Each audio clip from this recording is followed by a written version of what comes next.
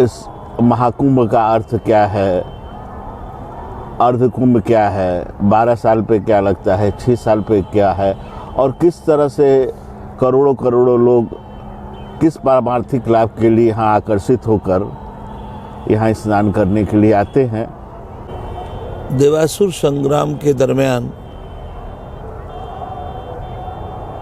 जो अमृत को लेकर के चल रहा था, उसमें श्री जयंत जी ने, जो देवाधिपति इंद्र के पुत्र हैं, समुद्र मंथन से जो अमृत प्राप्त हुआ था उसको लेकर के उड़ते हैं और उससे 4 जगह धरती में अमृत का गिरना माना जाता है सनातनी मिथ के अनुसार। प्रयागराज, हरिद्वार, नासिक और उज्जैन में। तो इन जगहों में 12 वर्ष में कुंभ लगता है और हरिद्वार और प्रयागराज में अर्धकुंभ 6 वर्ष पे लगता है और उज्जैन और नासिक में कुंभ की बात कही गई है। वास्तव में भारतवर्ष में जो कुछ भी तीज त्योहार पूजा पाठ है वो सब थीम बेस्ड होता है। थीम बेस्ड होने के नाते कई बार आक्रांताओं के कारण से चीज़ें तीज त्योहार बंद भी हो गई हैं। जैसे ये कुंभ है प्रयागराज का, ये एक बार 20 साल के लिए बंद हो गया। इस बड़े कल्चरल मीटिंग को देखकर ईर्ष्या किया और उनने षड्यंत्र पूर्वक अंग्रेजों ने इसको बंद करा दिया था। फिर बाद में नागा साधुओं ने इसको शुरू कराई। तो थीम बेस्ड ये है कि प्राणायाम में हम जब सांस लेते हैं तो उसको पूरक कहते हैं, निकालने को रेचन कहते हैं। जब सांस रुक जाती है तो उसको कुंभक कहते हैं। और अपने आप भजन में, पूजन में, ध्यान में, संकीर्तन करते समय यदि सांस अपने आप रुक जाए तो उसको केवली कुंभक कहते हैं। अगर अंदर सांस रुक जाए, बाहर न जाए तो उसको अभ्यंतर केवली कुंभक कहते हैं। और बाहर सांस रुक जाए और अंदर न आए इसको तो बाह्य केवली कुंभक कहते हैं। इस कुंभक शब्द से ही कुंभ बना है। श्वेताश्वतर ऋषि कहते हैं कि यदि कुंभक हो रहा है और 5 ज्ञानेंद्रियां, मन 6 निर्मल पवित्र हो जाए तो 6 वर्ष का अर्ध कुंभ है। और 5 ज्ञानेंद्रियां, 5 कर्मेंद्रियां, मन व बुद्धि अगर निर्मल पवित्र हो जाए तो 12 वर्ष का कुंभ है।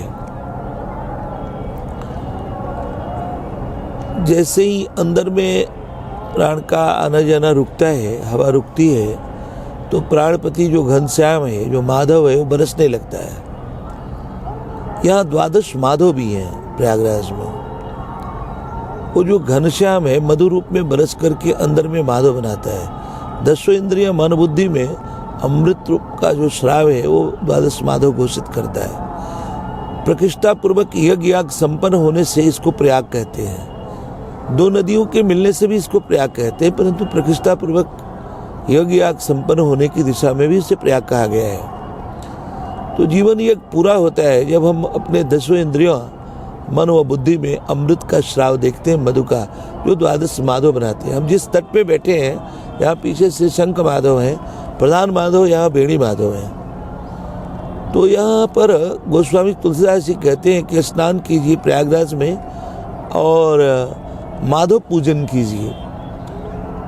पूरा कंप्लीट पैकेज जो है यहाँ आने का, जो स्पिरिचुअल जर्नी का हो सकता है, वो ये कि आप स्नान करें और माधव पूजन करें। स्नान से शीतलता प्राप्त करें और माधव पूजन से मधुरता प्राप्त करें।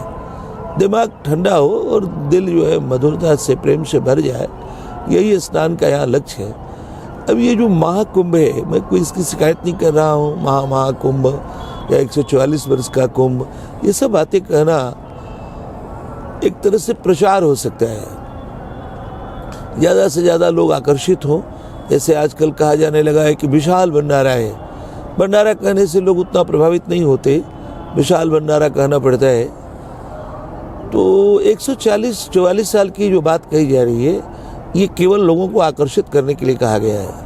वास्तव में कोई ऐसी घटना नहीं घट रही है कि 144 साल के बाद, अन्यथा ज्योतिषियों को बताना पड़ेगा कि 144 साल पहले वो कौन सी घटना थी जो आज दोहराई जा रही है और आगे नहीं दोहराई जाएगी। ये सब बातें कहना, लोगों को आकर्षित करना, जैसे बीमारी बढ़ने पर प्लेन पैरासीटामॉल काम नहीं कर रहा है, विशेष दवा लेनी पड़ रही है, ऐसे ही मानसिक रूप से जब हम रुग्ण हो जाते हैं, धर्म को लेकर के सुस्त हो जाते हैं, तो जो दवाई कंपनियां हैं,